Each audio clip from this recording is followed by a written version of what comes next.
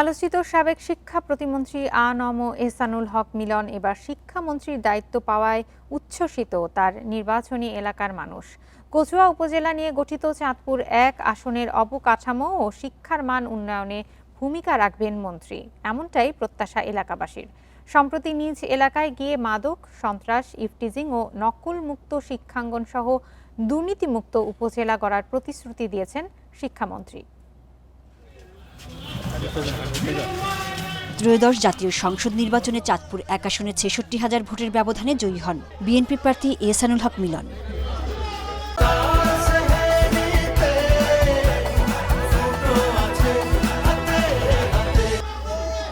২০০১ সালে বিএনপির নেতৃত্বাধীন ৪ দলীয় জোট সরকারের শিক্ষা প্রতিমন্ত্রী ছিলেন।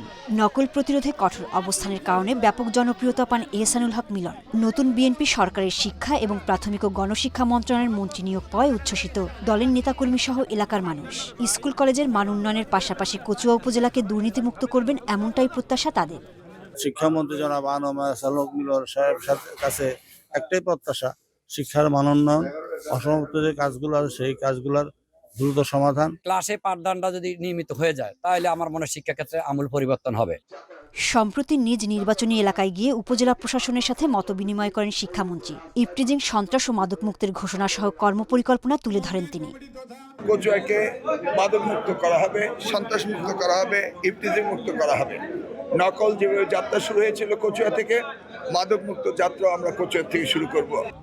দেশের শিক্ষা ব্যবস্থায় ব্যাপক পরিবর্তন প্রয়োজন জানিয়ে শিক্ষামন্ত্রী বলেন, এক্ষেত্রে বিশ্বের মডেল দেশগুলোকে অনুকরণ করা হবে, পাশাপাশি কারিগরি শিক্ষায় গুরুত্ব দেওয়া হবে বলে জানান। আমরা বিশ্বের দরবারে আমাদের দেশকে হাজির করতে চাই সবচেয়ে বেশি মানব সম্পদের দেশ হিসাবে, এবং এখানে উন্নয়ন করতে হলে আমাদেরকে সেই নিড বেসড এডুকেশনের উপরে গুরুত্ব দিতে হবে, কারিগরি শিক্ষাকে গুরুত্ব দিতে হবে।